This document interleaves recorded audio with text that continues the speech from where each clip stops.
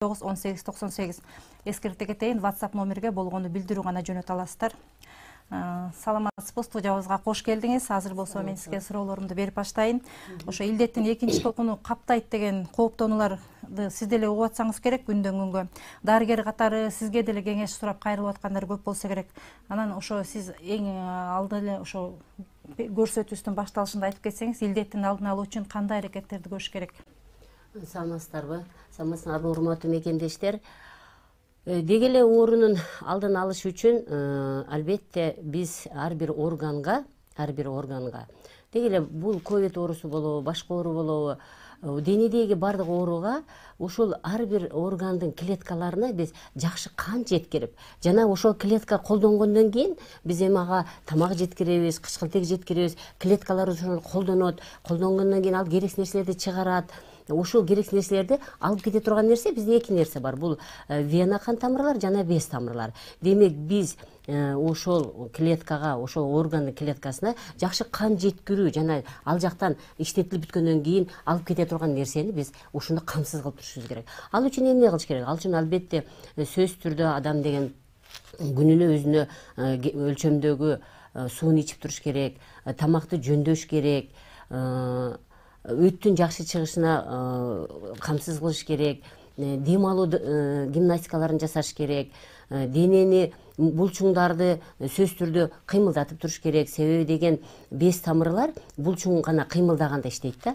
Мындан тышкары дагы эң жакшы бир абдан жакшы өтө чоң ролду ойногон нерсе бул ичегилерди таза кармоо. Ошо ичегилерди таза кармоо үчүн суу ичиш керек. Албетте биз эми мен дайым мынтип тамашалап көрүп калам да, бизде эң бир мага жакпаган бир кыргыздын макалы бар: жакшы тамак калгыча жаман курсак жарылсын дей берет да. Жок, бул эми туура эмес да. Муну албетте эртең менен түштө колдонсо болот бул макалды. Бирок кечкисин биз чындыгында мусулмандар кечкисин өтө көп тоюп жатабыз, өтө көп сиңбей турган нерселерди көбүрөөк жеп алабыз. Ошонун айынан бизде сиңбей калган белоктор, сиңбей калган тамактар организмде калып калат дагы. Ошону кан тамыр, көк кан тамыр жана без тамыр алып кетемин, ошону утилизация кылам, ошону жок кылам деп аракет кылып, бирок биз ошол без тамырларды көп керексиз нерсеге толтуруп алгандын айынан гана биз ушунан гана көбүрөөк жабыркап калабыз да. Ошон үчүн мен дайым айтам, кечкисин жеңил тамак жегиле депчи. Кечкисин жеңил тамак жеш бул ичегини тазалоо деп аталат да. Мындан тышкары сөзсүз түрдө түнкү саат 10дон баштап биздин ар бир органдар укташат. Муну мен дайым кайталап келем. Мына укпагандар болсо жакшылап угуп алса болот. Саат 10дон баштап биздин боор болобу, өт болобу, уйку без болобу, деги эле биздин организмдер мал менен укташып, аларды эс алышат. Демек биз саат 10дон эртең мененки саат 4-5ке чейин биз органдарды укташ үчүн ошого мүмкүнчүлүк беришибиз керек. Демек биз 10дон баштап укташыбыз керек. Демек биз 10го чейин акыркы биздин кечки тамагыбыз 7-8де болуш керек. 10го чейин ошол тамак сиңип, 10до уже органда багы тамак кирген тамакты иштетип берем дебестен, тамак жок, органдар уктаганга биз мүмкүнчүлүк беришибиз керек. Мына ошондо гана биз ичегини тазалаган болобуз. Албетте сууну деле күндүзгү убакытта ичиш керек. Эртең мененки саат 7-8ден баштап кечки саат 5-6га чейин гана суу ичиш керек. Сууну мен дайым айтып келем, сууну мындай уртап ичкиле деп айтамын. Кээ биркилер ой мен иче албайм көп дейт. Ичиш үчүн бир гана мындай урташ керек. Мындай бир уртайсыз.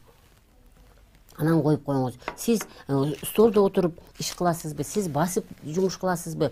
Ар бир кесиптин ээси жанында сөзсүз түрдө кайнатылбаган, чала кайнатылган сууну коюп уртап жумушун кылыш керек. Мына ошондо биз кан тамырдын ичиндеги кан коюланып кетип деп коркушат. Коюланган канды суюлтуш үчүн эң бир жакшы нерсе бул суу ичип туруш керек. Мындан тышкары кан коюланып кетти дейт. Керексиз тамактарды көп жейбиз. Демек биз керектүү гана тамактарды тандап жешибиз керек. Мына ошондо гана биз организмдеги кан тамыр болобу, клетка болобу, ичегилер болобу, ушуларга биз жеңилдик берген болобуз. Мына эми биз өзүбүздүн темабызга дагы кайтып келсек, ошо күн салкындаса эле бизде сасык тумоо башталат, курч респиратордук оорулар башталат. Анан бул ирет болсо андан сактануу өтө орчундуу маселе болуп турат, себеби COVID-19 менен кошоктошуп келген да. Ошол грипп жукканда организмди алсыратып койгондон кийин ошо COVID-19 илдети организмде үстөмдүк кылуусуна шарт түзбөш үчүн биз ошо кандай алдын алышыбыз керек, ошол тууралуу айтып кетсеңиз. Күз мезгилинде эмне үчүн оорулар козголот? Демек, күз мезгилинде биздеги бес тамырлардын иштөөсү бир аз басаңдайт. Мен дайым айтып келем да, мына ушу сүрөтүмдү дайым көтөрүп алам, ушу кыргыз элим, деги биздин Кыргызстанда жашаган мекендештер ушу жакшыраак түшүнсө экен деп, мен ушу сүрөттү дайым көтөрүп алам. Бул биздин бес тамырлар. Ушул бес тамырлар бизде орусча айтканда утилизация, канализациянын ордун аткарат да. Демек, мен башында айтып кеткендей, ар бир клеткага тамак барды, жана аны алып кете турган нерсе, алып кете турган биздеги система бул без системасы. Ушул без системасы ысыкта жакшы айланат. Без канга караганда коюраак болот. Кан деген денеде дайым жакшы тез айланып турат. Эмне үчүн? Себеби деген бизде жүрөк насос болуп, ушул жүрөк өзү кан тамырды, мынеке, жүрөк насос болуп, кан тамырды кызыл кан тамыр аркылуу тамакты да алып барып организмге, көк кан тамыр аркылуу керексиз нерселерди баарын алып кетип турат. Ушул эле керексиз нерселерди алып кете турган нерсе бул без тамырлар. Жүрөк насос болгон үчүн ал өзү түртүп, канды кетирип, кайра жыйрылып, канды өзү тартып турат да. Ал эми без тамырлар, буларды бизде булчуңдар гана иштетет. Булчуң иштегенде бул жылат. Булчуң иштегенде бул жылат. Демек, суукта биздин булчуңдар эмне болот? Бир аз слабыйраак, мындай алсызыраак болуп калат да. А жайында биздин булчуңдар күн ысык болуп, булчуңдар жакшы иштеп, булчуңдар жакшы кыймылдаган сайын без тамыр ичинде бездер айланып жүрө берет. А суукта баарыбыз жылуу кийинебиз, ошо булчуңдар бир аз мурункуга караганда азыраак мындай жыйрыла баштаган сайын без дагы азыраак ылдамдыкта жүрүп калат да. Азыраак ылдамдыкта жүргөндөн кийин, демек, биздин иммунитет бир аз алсызыраак боло баштайт да. Ошон үчүн күзүндөгү оорулар, деги эле күз эмес, суук мезгилиндеги оорулар мына ошондон күчөп кетет да. Биз ансыз дагы, биздин мекендештер ансыз дагы ошо башында айткандай без тамырдын ичине керексиз нерсенин баарын толтуруп алган. Керексиз нерсе организмде эмнеден толот? Керексиз нерсе организмде ошо сиңбеген тамактан, бизге кирген, мен дайым айтам, бизде 5 майда жандык жашайт. Алар дагы жейт, алар да чыгарат. Мына ошол майда жандыктын керексиз нерсени дагы ушул без тамырлар, сиңбеген тамактар, ошо майда жандыктардан чыккан калдыктарды жана мындан тышкары биздин организмибизде ар бир орган убакыт менен жаңыланып турат.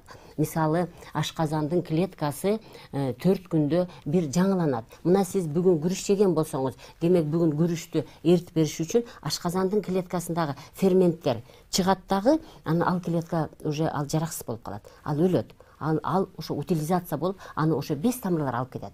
Ал 5-4 күндөн кийин кайраган ордуна жаңы клетка келет. Демек, биздеги эң чоң ролду ойногон ушу без тамыр бизге чогулган, сиңбей калган тамактарды, микроорганизмдерден калган калдыктарды жана биздин өзүбүздүн организмибиздеги жаңыланып өлгөн, жаңыланганга чейинки өлгөн клеткаларды чогултуп кете турган система болгон үчүн, демек бизде ушулар дагы коюлантып салат. Керексиз нерсенин баары муну дагы коюлантып салат. Суук түштү, булчуңдар дагы канча жакшы сокращаться этпей калды, жыйрылбай калды. Демек, биздин без тамырлар жылуусу азайып калды, кыймылы азайып калды. Ал жерде ошол микроорганизмдер көбүрөөк жашаганга аракет кылат. Микроорганизмдер эмне үчүн бизде жашап кетет? Биздин иммунитет алсыз болгондо.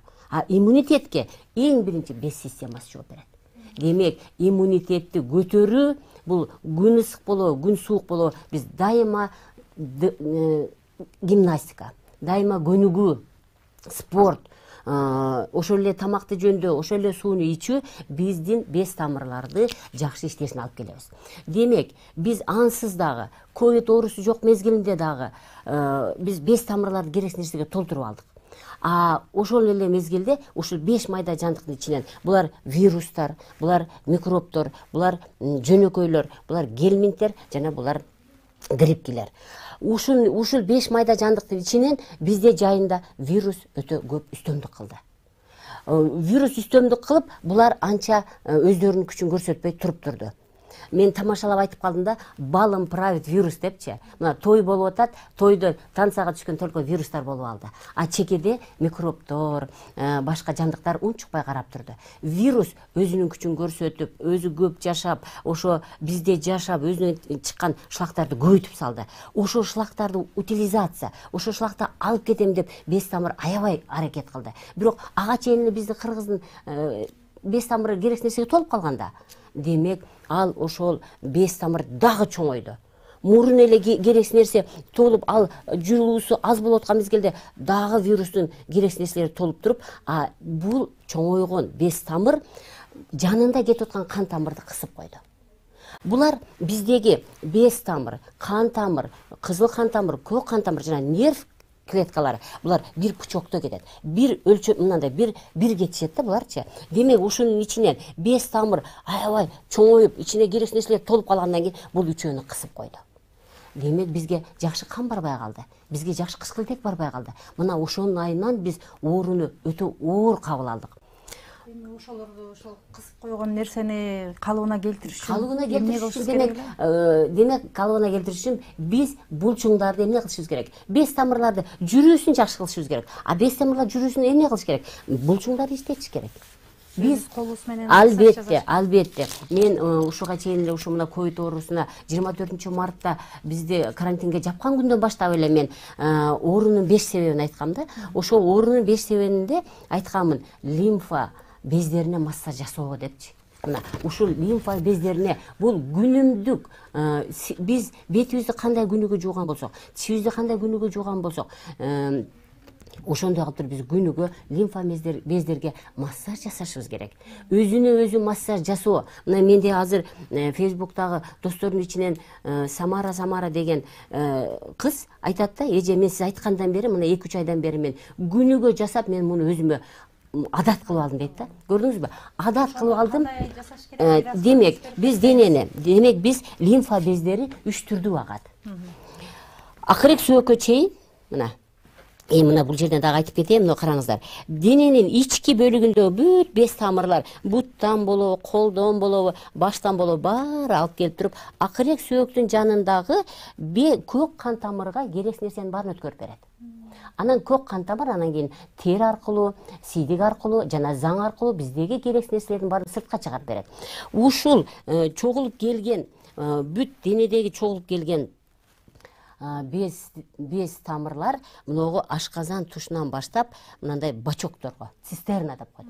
Мына баары ушул жерге толо баштайт. Анан ушул цистерналар бирден-бирден барып, бир цистерна венага куюп берет, экинчи цистерна куюп берет. Эми караңыздар, ушунун баары керексиз нерсеге толуп калган болсо, ал кантип жылат? Ал жыла албайт да. Биз ошону жылдырыш үчүн денени 3кө бөлүп массаж жасашыбыз керек. Биринчи бөлүгү бул акырек сөөккө чейинки. Демек, акырек сөөккө чейинки массажды жасоо, бул төмөн аккан үчүн биз бүт акырек сөөгү болобу, моюн болобу, кулактын жанынан болобу. Көрдүңүздөрбү? Мына бүт бес тамырлар турат. Мына мурундун жанынан турат, кулактын жанында турат, моюнда турат. Биз ушуларды сылашыбыз керек. Күнүгө мен айтам, сиз өзүңүздү сүйүңүз дейм да. Адам өзүн сүймөйүнчө башканы сүйбөйт да, чынбы? Ошосо албетте кадимкидей эле, демек биз эмнеден башташыбыз керек? Мен профессорум айтып атмакчы, утилизациянын крышкасы могу жер болуп атпайбы? Канализациянын крышкасы. Демек биз сол жактагы акырек сөөккө биринчи колубузду коюп, бир аз ысытабыз. 21 чейин санайбыз. Андан кийин сол кол менен оң акыректи жакты коебуз да 21 чейин санайбыз дагы. Анан жөн эле, мына ушул эле сөөктүн үстүнөн эле жөн эле мындай сылоо, кожанын акырын эле өтө көгөртпөстөн, өтө кыйнабастан терини сылоо менен башталат. Андан кийинкиси моюнду сылаш керек, мына. Моюнду сылоо менен, андан кийин кулактын жанынан сылоо менен биз бүт ушул өткөрүп берген жерге чейин баарын сүрүп алып келишибиз керек. Кулактын жанынан, мурундун жанынан кетет бес тамырлар, буларды жардам беришибиз керек. Булардын жүрүшүнө жардам беришибиз керек. Ал эми экинчи бөлүк болсо, экинчи бөлүк киндиктен теридеги бес тамырлар киндиктен өйдө баары мына колтукка агат да. Көрдүңүздөрбү? Колтуктагы бес түйүлчөктөрүнө сүрүп апарышыбыз керек булардычы. Бул экинчи бөлүк. Албетте киндиктен өйдө бүт биз терини эмне кылышыбыз керек экен? Колтукка сүрүп барышыбыз керек. Колдогону дагы колтукка сүрүп барыш керек. Ооба, денени кадимкидей эле, терини кадимкидей эле сүрүп, терини сиз эч жерин калтырбастан сүрүшүңүз керек да, эч жерден. И арт жактан дагы омурткадан колтукка сөзсүз түрдө тер. Ал эми үчүнчү бөлүк болсо, бул киндиктен ылдый. Көрдүңүзбү? Киндиктен ылдый, мына биздин чат жагыбыздагы без түйүлчөктөргө биз безди сүрүп апарышыбыз керек. Жүр мындай жакшыраак айлан депчи. Тосулуп калган нерсени ичтен мындай ылдый. Ооба, киндиктен ылдый биз мынтип колубуз менен эле жылаңач терини сөзсүз түрдө киндиктен ылдый чатыбызга, ал эми буттан болсо жогору жакка. Биринчи жакын бөлүктү, анан кийин шыйраак бөлүктү, анан тапан бөлүктү бүт барын. Арттан деле ошондой, арттан сөзсүз түрдө алдыга сүрүп алып келишибиз керек. Мына ушул көнүгүүнү канча мүнөт кетет, анан буну саат канчада жасаш керек болот? Ушул көнүгүүгө орто эсеп менен бир 20 мүнөт, 30 мүнөт убакыт кетет экен. Мен тамашалап күлүп калам да, Кыргызда жалкоо деген диагноз абдан биринчи орунда турат да. Анан мага келген пациенттер, ай муну канча дейт да, мен айтам, кагалайын кыргызым, сен үйрөн, анан сага бул күнүңдүк, сиз бетиңизди жууа койбойсуз дейм да. Сиз үйрөнүңүз, 20 мүнөт, 30 мүнөт сиз үчүн абдан жакшы результат берет дейм да. 20-30 мүнөт эрте менен, интернет чукулаганга деле албетте, эрте менен туруп эле көздү ачканда эле сөзсүз түрдө ушул лимфа бездерине массаж жасоо керек. Эми мындан тышкары дагы, эми бизде курсакты дагы массаж жасашыбыз керек да. Себеби деген, мына караңыздар, момундай лимфа түйүлчөктөрү биздин денеде 1000 даана бар да. Биздин денеде 1000 даана бар. Ошонун 600 даанасы мына курсакта жайгашкан. Көрдүңүзбү? Демек биз дагы көбүрөөк кайсы жерде кармалашыбыз керек экен? Биз көбүрөөк ички органыбызды кармалашыбыз керек. Мынакей. Мыногу ички органда 600ге жакын түйүндөр бар. Демек биз колу бут эле массаж кылып коюу менен биз дагы чала кылып койгон болобуз да. Демек биз ичтеги органдарды, мен муну ошо YouTube'дан дагы ошо маалыматтарда берип атам. Биздин ички органыбызда 9 точка бар. Ошо точкаларды басуу бул адатка киргизиш керек да. Буга 10 мүнөт убакыт кетет. Демек, жалпысынан бир 30-40 мүнөт сизге эртең менен арнап койсоңуз, сиз кечке чейин ар бир орган жакшы иштеп берет деп айтам да. Биз муну менен органдарга жеңилдик берип атпайбызбы? Бизге кирген органдар жакшы иштесе, кан тамырлар жакшы иштесе, без тамырлар жакшы иштесе, бизге кирген ковидтен өтө күчтүүсү болсо да биздин организмибиз аны чыгарып салат. Себеби деген, бир клеткабыз 10 микробко каршылык көрсөтөт да. Биздин здоровый, дене сак бир клеткабыз 10 вирусту жок кылып бергенге, 10 микробду жок кылып бергенге күчү жетет да. Демек биз биринчи оорубаш үчүн биз өзүбүздү, ар бир клеткабызды дене сак кармашыбыз керек. Жакшы. Дагы ушундай азыр көп дарыгерлер кеңеш берип атышат. Азыртанан калбай эмдөө иштерин жүргүзгүлө гриппке каршы. Бул дагы ошол илдеттен сактанууга дагы чоң өбөлгө болот депчи. Ошол туура эле нерсеби? Эми мындай да, мен натуралдык ыкмага өткөнүмө 6 жыл болду да.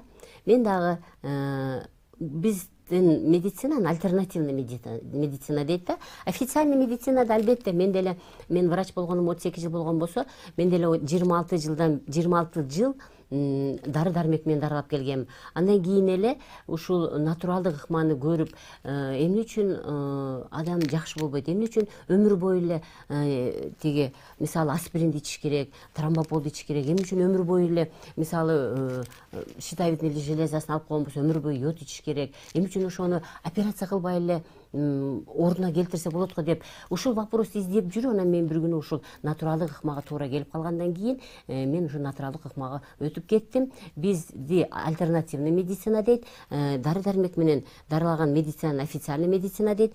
Официальный медицинада албетте вакцинаны берели дейт. Вакцина деген сөз ушул кандайдыр бир оорунун микробунбу, вирусунбу чала өлүк кылып туруп организмге куюу да. Организмге куйганда организм баягыны бизге бир кандайдыр бир терс бизде жашабай турган нерсе кирди деп анан организм күрөшүп, анан анын иммунитети жогору болуп, кийин тирүүсү келгенде ошо менен күрөшөт деген мааниде биз вакцина куйчу элек да.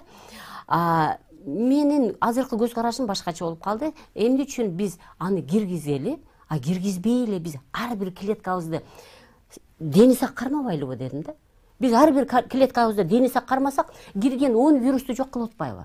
Демек, биздеги натуралдык ыкма менен дарылаган врачтар биз буга каршыбыз. Эми официальный медицина бул эми клинический протокол менен иштегенбиз мурун. Албетте муну колдонгонбуз. Менин азыр көз карашым башкача. Мына ушул багытта бир суроо келиптир биздин теле көрүүчүлөрүбүздөн. Ушул тапта бизди YouTube'дан дагы, Facebook баракчабыздан дагы көрүп жатышат, ошондой эле WhatsApp аркылуу дагы суроо берип жатышат да. 1209 деген менен аяктаган абонент суроо бериптир. Менде суроо, ковид илдетине дене табы 34 болуп түшүшү ыктымалбы дейт. Дене табы 34 болгондо парацетамол ичиш керекпи? Кардиомагнил же аспирин жарымын ичсе болобу дейт. Дене табым 38 болуп 3 күн жүрдүм, 3-күнү 34кө түшүп аябай кыйналдым. 1 ай төшөктө жаттым. Себеби эмнеде ушундай болду дейт. Бул эми ушул бул биздин натуралдык ыкма менен дарылаган врачтардын көз карашы боюнча ошол эле бес тамырга ошо вирус кирип бес тамырды чоңойтуп айтпадымбы? Бес тамырлар чоңоюп, жанда кан тамырды кысып койгондон кийин кандын айлануусу дагы азайып калган үчүн температура төмөнгө түшүп кетет. Менде бир пациент болгон, эже эртең менен 39 болдум дагы, кечкисин 32 болдум деп. Көрдүңүзбү? Демек, бир сутканын ичинде вирус аябай жашап, бизге кирген тамактар менен тамактанып, анан өзүнүн керексиз нерсени чыгарып туруп, кечке чейин бес тамыр чоңоюп, кан тамырды кысып койгон үчүн, кан айлануу аз болгон үчүн температура түшүп кетет.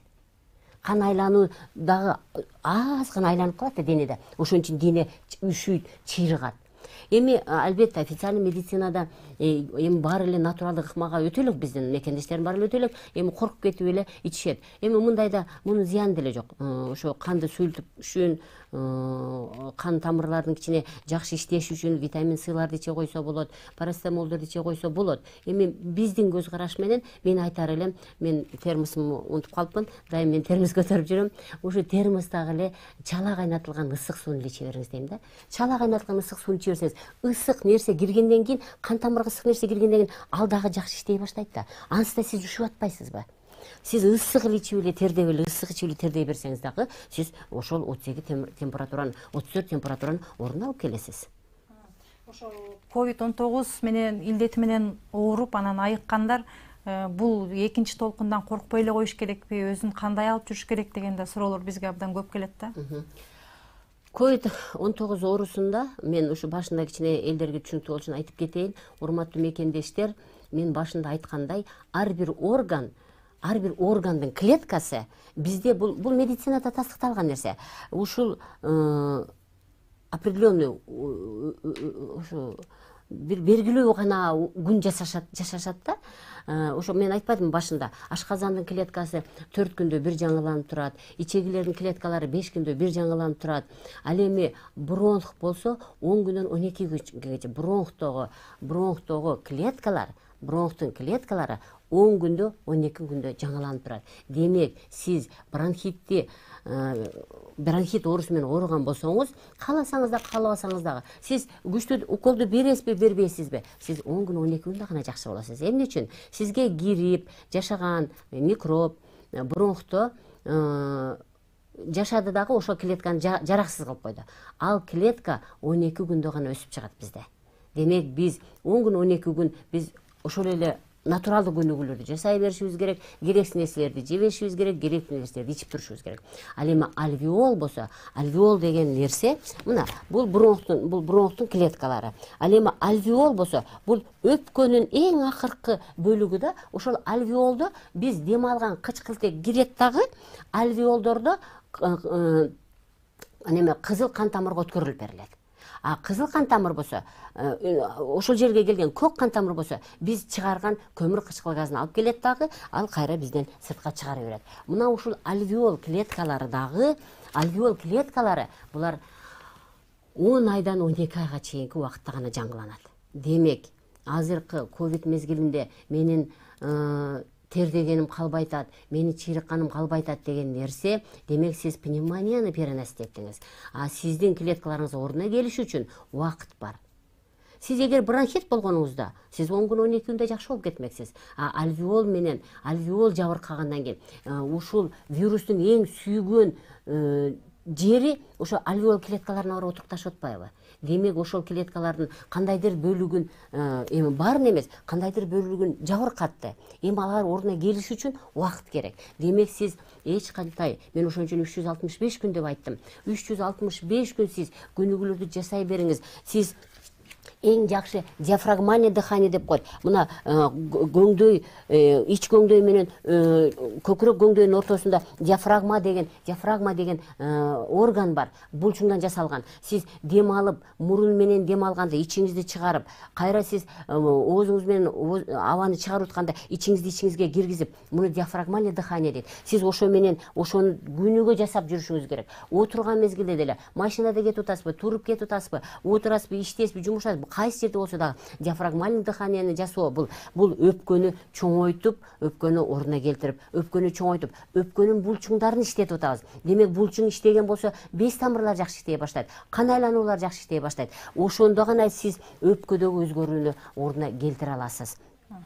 Бул ошо диафрагмальное дыхание деп атпайсызбы? Ошол кадимки дем алуудан башкача, мисалы биз жөн деп эле үстүртөн дем алып атабыз. Биз аялдар мындай дем алуу болгондо деп ичти толтуруп кайра терең дем алып анан кайра кое бериш керек. Көкүрөгүбүз менен дем алып көнүп калганбыз да. Эркектерди карасаңыздар, эркектердин көбү ич көңдөй менен дем алат. Бул эң туура да. Демек биз дегенде ичти чыгарабыз, мынакей. Кайра ооз менен абаны чыгарып атканда ооз менен чыгарыш керек. Дагы бир жакшы нерсеси, чыгаруу узакка созулуш керек. Себеби деген өпкөдөгү ооздуктун баарын чыгарышыбыз керек да. Мына.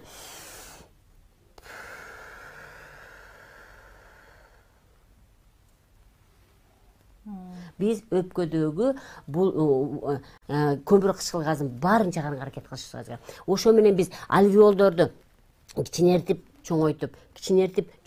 Демек жакшы кычкылтек барган жерде микробтун баары өлөт.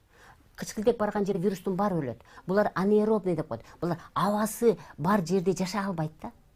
Демек биз кычкылтекти жөнөткөн сайын биз ар бир микробду жана вирусту өлтүргөнгө жөндөмдүүбүз да. Ошон үчүн сөзсүз түрдө диафрагмальный дыхание, диафрагма менен дем алууну адам бир күндө канча жолу эстеди? Эстеп калдыбы? Демек ал 10 жолу жасап коюш керек. Дагы кандайдыр бир 2 сааттан кийин 1 сааттан эстедиби? Дагы жасап коюш керек. Бул бизге кирген ким болот, кайсы микроб болот, кайсы вирус болот, биз аны алып чыгарып үргенге өтө чоң жардам беребиз организмге. Жакшы экен. Ушул нерсени абдан ырас айтып койдуңуз. Ошо менде дагы ошо илдет менен жабыркап анан айыктым да. Ошондон кийин ушул кечинде түнкүсүн саат 3-тө ойгонсом эле калтырап üşүп аткан болом да. Ошонун баары демек ошо альвеолдун жабыркагандан болду да. Албетте, демек сиздин ошо альвеолдо клеткаларыңыздын мисалы эми мындай миллион клетка бар болсо ошонун баары жабыркаган жок да. Ортосунда кандайдыр бир жерлерине кирди да вирус. Ошо кирип туруп ошо клеткаларды өзгөртүп койду.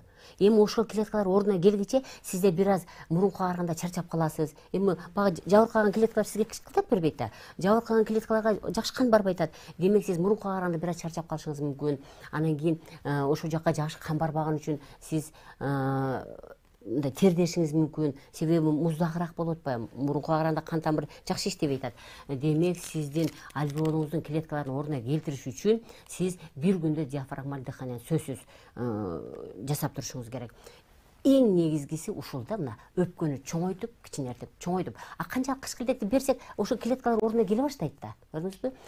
Эми мындан тышкары сиз сөзсүз түрдө суу ичкенди унутпаңыз. Мына туура, абдан туура сөзсүз түрдө мына жаныбызда дайым 1 саатта 1 кружканы уртап түгөтүү эң жакшы нерсе. Анан тамак жөнүндө да айтып кетейин сизге. Демек тамактан мен ушу башында эле эмнени айттым? Сүт оокаттары. Сүт жана сүт оокаттары, ун жана ун оокаттары, жана шириндик. Мына ушул 3 нерсе бизге кирген, биздин аябыздан жашайм деген 5 микробтун тамактары да болчу. Демек, адамдар ой мен сүтсүз чай иче албайм дейт да. Жок, чай да азыр болбойт. чай, кофе, сүт оокаттар, бул кола болобу, башка болобу, ун оокаттар, булардын бардыгы биз жеген менен биз ошол вирусту багып атпайбызбы? Мен дайым айтам да, биз ар бир бизге кирген вирусту артынан кууп ошону өлтүрөм деп аракеттин кереги жок. Биз алар бизге кирдиби? Демек биз алар жебей турган нерсени берсек, алар ачка калат да бизди тыштап чыгып кетет. Ошо алар жебей турган нерселер кайсылар болот? Сүт жана сүт азыктары, ун жана ун азыктары, сахар. Мына биздеги майда 5 майда жандыктын сүйгөн тамактары, сүт жана сүт азыктары, ун жана ун азыктары жана шириндик. Андан башкалардын баарын вирустар жебейт. Анын баарын биз калганын баарын биз сууга бышырып жей берсек болот. Этти да жесек болот. Этти да жейбиз. Эми ушул жерден дагы бир айтып кетейин. Бардыгы айтып, окуу мен эт жебесем кантем дейт да. Ушу башында айтып кеткенде, мына караңыз. Биздеги ашказандагы клеткалар 4 күндө бир жаңыланып аткандан кийин сиз 4 күндө бир жейсиз этти. Демек сиз бүгүн эт жедиңизби? Сиз эртең эт жеген менен этти эрте турган биздин клеткалар уже ал ордуна келе элек. Демек бул сиңбей калган неме тамакка кирип калат. Демек биз бес тамырды чоңойткон болобуз. Сиз бүгүн күрүч жедиңизби? Демек сиз 5-нчи күнү күрүч жейсиз. Себеби 4 күндүн ичинде бул клеткалар аны неме кылбайт да, сиңир жок да. Ал деген бизде жөн эле ичегиге эмне үчүн авторитет деп мактанат жок. Мен айтам, аябай мындай аябай күчтүү адамдар келет, булчуңдары күчтүү. А бирок ичин бассаң, ай деп оорутат да. Эмне үчүн? Себеби деген ал күнүгө бир түрдүү тамак жей бериши мүмкүн да. Ошо сиңбей калган тамак кайра эле ичегидеги мен айткан 600 түйүлчөк бар дедимби, лимфа бездери. Мына ушул жерге чогула берет. Аны дагы толтура албай калгандан кийин ал май клеткаларына айланат дагы, анан кийин пуза ич байлай баштайт. Бул деген нерсе шлак. Тилекке каршы биздин кыргыздардын эң сүйгөн тамагы бул эт, камыр жана сиз айткандай эле кум шекер азыктары. Бул менин жеке баамым. Мына ушул ковид мезгилинде биз көп абдан жакшы адамдарыбызды деги эле кыргызстандык бекендештерибизди жоготуп алдык. Ушул жоготуп алгандын себебин мен ошо айтар элем да, ушу тамакты жөндөбөгөндүктөн, суу ичпегендиктен, кыймылды көп кылбагандыктан, организмдин слабый экенинен да, алсыз экенинен биз жоготуп алдыкпы деп ойлойм. Ал эми башка улуттарда эмне үчүн көп жоготуу болгон жок? Мына ушуну мен өзүмө суроо бердим да. Эмне үчүн башка биздин мекендештердин, биздин Кыргызстанда жашаган башка улуттагылар азыраак? Себеби деген алар 7ден кийин тамак жебейт. Орус бир туугандар 7ден кийин алар легкий ужин дешет. А биз кыргыздар эмне? Биз кыргыздар кечкисин көп жейбиз. Тилекке каршы. Ушул терс адатыбыздан арылалы. Азыр болсо бизде жарнамалык тыныгуу бар экен. Жарнамадан кийин кайрадан талкуубузду улантабыз.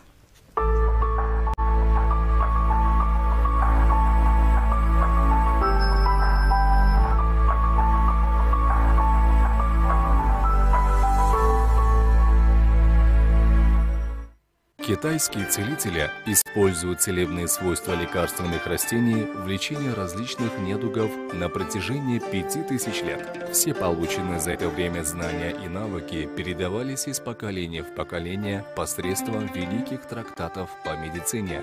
Известные науке полезные свойства трав и множество рецептов позволили фармакологическим фирмам создать уникальное анальгезирующее средство пластырь от боли в области суставов. Огромное количество восторженных и благодарных отзывов доказывает высокую эффективность в излечении разных недугов, которому способствует китайский пластырь «Золотая лошадь». Изготовление пластыря состоит из 4 этапов. После тщательной обработки травы настаиваются на воде некоторое время, затем их варят несколько дней, потом сгущают до густоты, а затем эту смесь сушат. Изготовление пластыря занимает 49 дней. Пластырь «Золотая лошадь» действует для всех костных болезней, особенно для ревматизма. Он не только устраняет болевые ощущения, но и помогает исключить саму причину возникновения боли. Всем известен тот факт, что медикаментозный лекарственные препараты в виде таблеток или капсул не способны раз и навсегда полностью избавить от суставного недуга, а обезболивающие при боли в суставах только снимают и купируют боль. После непродолжительного спада болезнь проявляется снова с еще большей интенсивностью. Все эти медикаменты, как и их предшественники, не способны полностью победить болезнь. Рано или поздно больного ожидает новая вспышка заболевания. Пластырь «Золотая лошадь» содержит натуральные сборы растений и трав, которые, проникая в кровь до глубины костей, активируют костный мозг и моментально начинает свое исцеляющее действие. Пластырь «Золотая лошадь». Мен 48 жаштамын. Мен бут, тизе жана моон ооруларынан кыйналып келчүмүн.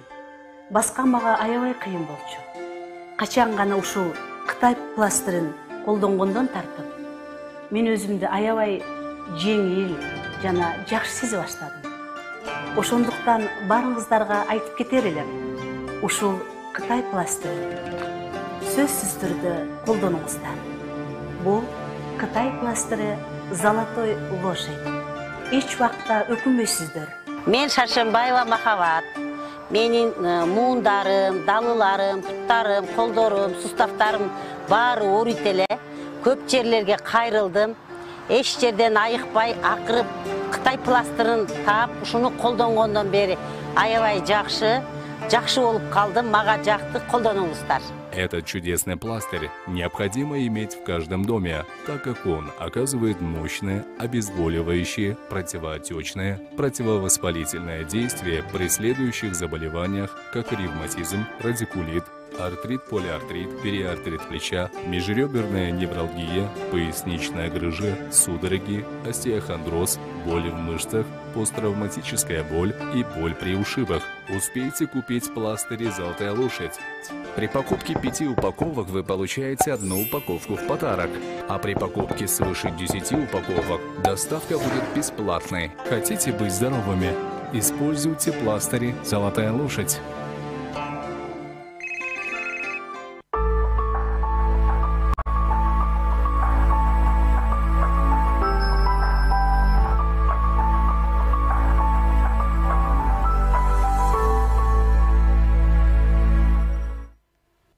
Урматтуу телекөрүүчүлөр, сиздер актуалдуу көрсөтүүсүнө күбө болуп жатасыздар. Анда биз COVID-19 илдетинин экинчи толкунунун алдын алуу тууралуу сөз кылып жатабыз. Студиябыздын мейманын дагы бир жолу тааныштырып кетейин. Терапевт дарыгер Гүлсана Бапаева. Азыр ошо көрсөтүүбүздүн экинчи бөлүгүндө биз телекөрүүчүлөрдүн суроолоруна көбүрөөк көңүл буралы деп жатабыз. 1209 менен аяктаган абонент дагы бир суроо бериптир. Мен айыккандан кийин 1 ай өткөндө боюмда болуп калды. Балама эч кандай зыян болбойбу деген суроо экен. Айыктым деген нерсе, демек организмде антитела, ошол вируска каршы заттар чыкты да. Бизде эмне үчүн биз адам кайра ооруп калабы деп суроо берип атат да. Ооба ооруп калат. Эмне үчүн? Себеби деген биздеги антитела 2 ай, 3 ай, ашып кетсе 4 айга чейин бизде жүрөт дагы. Бизге кирген вирусту биз кабыл албастан же кирсе дагы аны утилизат жок кылып, организм ошого жөндөмдү. Демек сиз айыккан болсоңуз, эч кандай коркпоңуз. Мен бардык эле ооруларды айтар элем да. Эң биринчи бул нерв системасы да. Нерв системасын сиз кокуй, мен оорудум, эмне болот деп ойлоно берсеңиз, сиздин клеткаларыңыз да ойлоно берет дагы, сиздин элементтериңиз, кандын элементтери дагы ошондой слабыйраак боло баштайт да. Сиз эч кандай жаман нерсени оюңузга албастан, мен айыктым, мен жакшы кош бойлуулукту өткөрөм деп нервди тынч коюңуз, коркпоңуз, бардык нерсеге Кудай Таалам өзү түз нерсесин берсин. Дагы бир суроо келиптир. 40-50 менен аяктаган абонент экен. Саламатсызбы? Менин суроом мындай. COVID-19 менен ооруганда өпкөнүн жабыркоосу фиброз дейби же өмүрдөгү булчуңдар бар да. Ошо булчуңдардан турат. Булчуң клеткалар, альвеол клеткалар. Мына альвеол мунун деп элестете турган болсок, мунун катмары булчуң. Ушул булчуң жабыркагандан кийин мен мынтип түшүндүрөм да, сиздин ангинаңыз чоңойгондо кызарып шийит го, анан ал кайра кичинерет. Бул дагы ушул альвеолдун клеткасы дагы булчуң клеткалар кызарды, шишиди, ошо мына катмар кызарды, шишиди дагы. Анан бул кайра эле булчуң клеткасына айланбастан бул тарамыш, соединительный ткань деп коет да. Тарамыш клеткасына айланып калат да. Мурун булчуң деген иштеп, мына көрдүңүзбү, иштеп кычкылтекти алып кайра чыгарып, кашка алып кайра чыгып, булчуң жакшы иштеген болсо, азыр бул бир аз жайлап калат да. Демек, фиброз деген сөз ошол булчуң клетканын ордуна тарамыш клетканын өсүп алуусу да. Бирок эми бизде официальный медицинада тарамыш клеткалары болду, ошо боюнча калат деп айтат да. Жок, бизде окуткан профессорлор айтат да, жок, эч качан организм ошол боюнча калат деп айтпайбыз дейт да. Айтпайбыз. Мен да буга күбө болдум.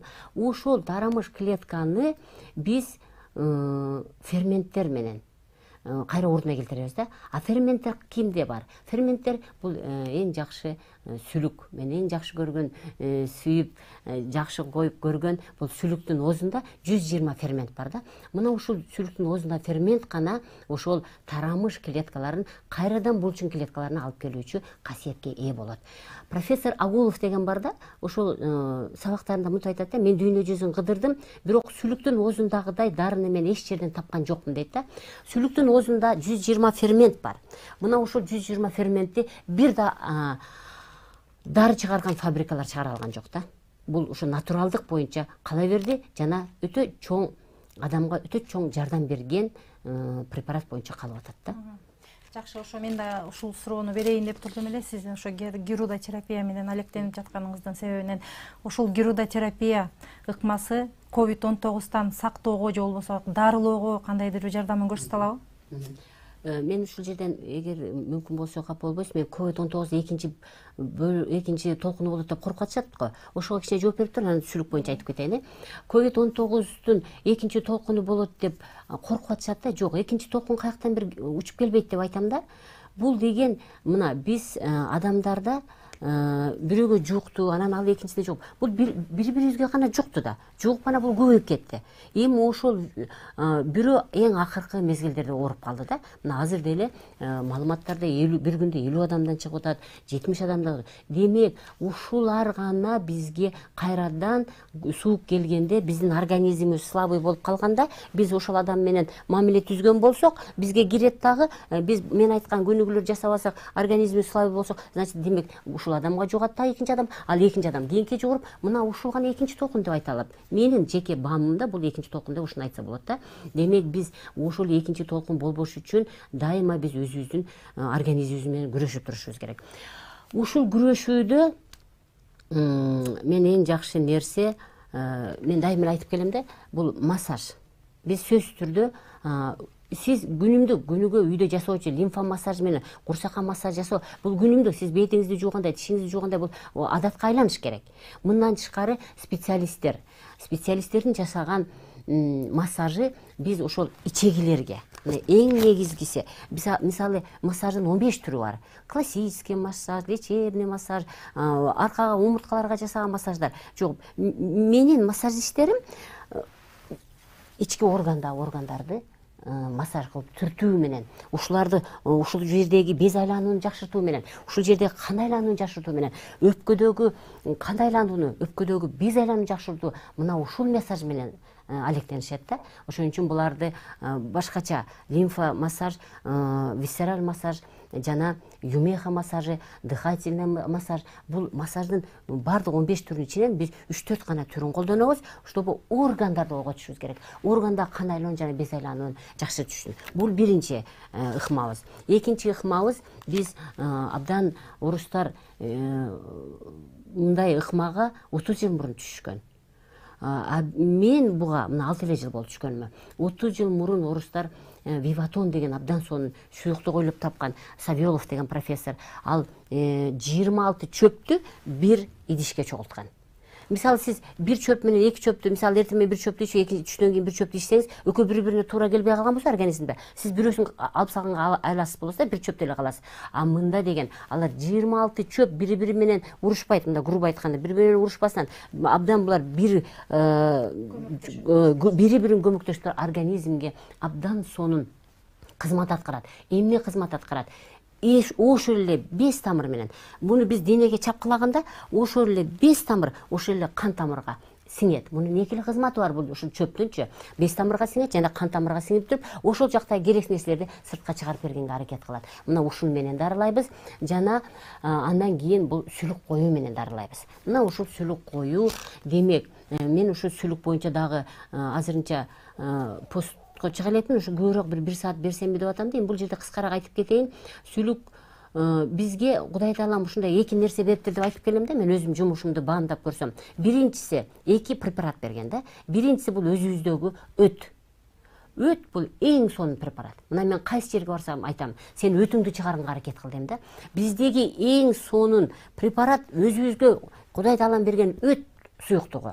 Мен өтүм алып салды го дейт. Жок, сиздин өтүңүздүн башкачасын гана алып салды. Себеби сиз өттү жакшы иштетпесем, өт тура берди, ал койланды, анан койлангандан кийин кумга айланды, анан кум барып туруп ташка айланды дагы, анан тамашалап айтып калам, хирургка биз подаркага берип салдык белекечи. Бирок өт трубкасы калды да. Буурдон өт жасалат дагы, өт ичегиге куюп бизге түшкөн өттүн абдан жакшы кызматы бар. Бул ошол микробдорду, бизде жашаган 5 микробдун баарын өлтүрүп бергенге аракет кылат. Тамакты сиңирип бергенге мунун өтө чоң ролу бар. Куду ушундай ролду, бизди натуралдык ролду бул сүлүк ойнойт. Демек, сүлүктү да Кудай Таалам жаратыпты да. Муну деген багы Рим мезгилиндеги, империясынын мезгилиндеги фараондордун гробунан табылган ошол жактан сүлүктү колдонгону ошол жактан бери келет да. Демек, сүлүктүн оозунда натуралдык ферменттер бар. Фермент бизде эң сонун ролду аткарат. Эң сонун катализатор. Клетканын ичинде жүргөн реакцияны жакшыртып жүргүзүп бере турган нерсе. Андан тышкары фермент бар жерде, фермент бул щелочь. Демек, щелочь бар жерде бизге кирген 5 жандыктын бардыгы жашаганга мүмкүнчүлүк албай калат. Мына натуралдык дарылоонун мен эң жакшы эки жолу деп айтар элем. Бул өтүңүздү дайым чыгарып туруңуз. Мен ал үчүн айтканмын, өйдө ылдый болуңуз, тамак ичердин астында сөзсүз түрдө эңкейиңиз кайра туруңуз. Ошондо гана сиз өттү жакшы чыгарасыз дагы, анан кийин барып тамак ичсеңиз, тамактарыңыз жакшы сиңе баштайт. Экинчиси бул сүлүк алуу. Албетте, сүлүктү сөзсүз түрдө мунун өзүнүн ыкмасы бар. Мага келишет дагы, кокой мага сүлүк коюп коесузбу? Мен бүгүн эртең Америкага кетип атам, же бир күн Россияга кетип атам. Жок, сүлүк алуу дагы бул сиз дарыны биздин официальный медицинада врачтар дарыны жазып бердиби? Мисалы, бир коробкада 10 укол бар, сиз 10 уколду тең алышыңыз керек да. Ошол сыяктуу сүлүктү дагы 10 жолу алыш керек. Бирок сүлүктү биз 10 жолу ала албайбыз. Эмне үчүн? Сүлүктүн кызматы оозунун 3 чоң кызматы бар. Демек, биринчиси бул ошол денеге, кан тамырга өзүнүн оозундагы 120 ферментин берет. Экинчиси кан тамырдын ичинде жана без тамырдын ичинде жүргөн кандын элементтери, бездин элементтери, керексиз нерселер толуп калганда алар слабый болуп бырышып калат да. Сонун эритроциттер, сонун лимфоциттер абдан сонун айланып жүргөн болсо, алар бизге жакшы кызмат аткарып берет. Алар деген ошол чөйрө, кан тамырдын ичиндеги чөйрө, без тамырдын ичиндеги чөйрө бузулгандан кийин булар дагы ооруп калат. Мына ошол ооруган гана кандын элементтерин, ооруган гана бездин элементтерин алып чыгып кетет. Көрдүңүзбү? Экинчи кызматы ооруган. Ошон үчүн кыргыздар илгери эле берип койгон макалда арам канды соруп алат деп. Демек, эч качан сүлүк биздин денедеги кандын ичиндеги, бездин ичиндеги жакшы элементтерди алып чыгып кетпейт. Ал ооруган гана элементтерди алып чыгып берет. Ал эми үчүнчү кызматы сүлүктүн бизде 2 жаак болсо, сүлүктө 3 жаак бар. Мына ушул 3 жаакта көзгө көрүнбөгөн хитиновый зубчики деп коет. Ошо хитинден жасалган тишчелер менен биздин денени тиштегенде нерв клеткалары кошо тиштелет да. Иглотерапияда биз атайын барып иглотерапия алабыз, ийне сайдырабыз. Мына ушу сүлүктүн тиштеген жери бизге иглотерапиядай кызмат аткарат. Демек, сүлүк бул натуралдык дарылоодо эң чоң ролду ойнойт деп мен эч адашпай айтып кете алат элем. Сиздин көрсөтүүбүзгө 1 мүнөт убактыбыз калыптыр, бирок телекөрүүчүбүздүн суроосун да бербей койбосок болбойт. 47-75-08 менен аяктаган абонент жазыптыр. Мен дагы COVID-19 менен оорудум, дагы деле жакшы боло албай жатам. Азыркы учурда муундарым, кол бутум жана кээде жүрөгүм катуу согуп турат. Азыр климакста болуп жатам. COVID-19 менен байланышы барбы дейт, кыска жооп берип койсоңуз. Демек, бардыгы эле азыр ошо ковид бүткөндөн кийин эле менин тердеп атам, далым муздап атат, кол бутум муздап атат деп атат. Ковид мезгилинде бардыгыбыз биринчи орунда стресс болдук. Стресс болгондо, сөзсүз түрдө стресс болгондо өт башкачасы, өт трубкалары жыйрылып калды да. Өт жакшы түшпөй калгандан кийин эле биздин ички органда өзгөрүү жүрө баштайт. Мына сиз эми висцералдык массаж менен, мен айткан висцералдык массаж менен көбүрөөк алектениңиз, сууну ичиңиз, көнүгүүлөр жасаңыз, өттү чыгышына жардам бериңиз. Ошондо гана сиз ушул тердегенден, алсызыктан арыла аласыз да. Анан эгер түшүнүксүз болсо, албетте келиңиз, сөзсүз түрдө ошо жеке приемду сөзсүз түрдө буларды көрсөтүп айтып беремин. Рахмат. Урматтуу телекөрүүчүлөр, сиздер актуалдуу көрсөтүүсүнө көп болдуңуздар. Анда Гүлсана Бапаева дарыгер терапевт, ошондой эле Кюруда терапевт сиздердин жана биздин суроолорубузга кеңири жооп берди деп ойлойбуз. Бирок дагы толгонтокой суроолор жоопсуз калып калды. Андыктан Гүлсана айымды биз келерки көрсөтүүбүздө дагы чакырабыз. Келип бизге дагы кеңири маек куруп бересиз деп ишенебиз. Азыр болсо мен сиздер менен коштошом. Кайрадан эфир аркылуу жолугушканча саламатта туруңуздар.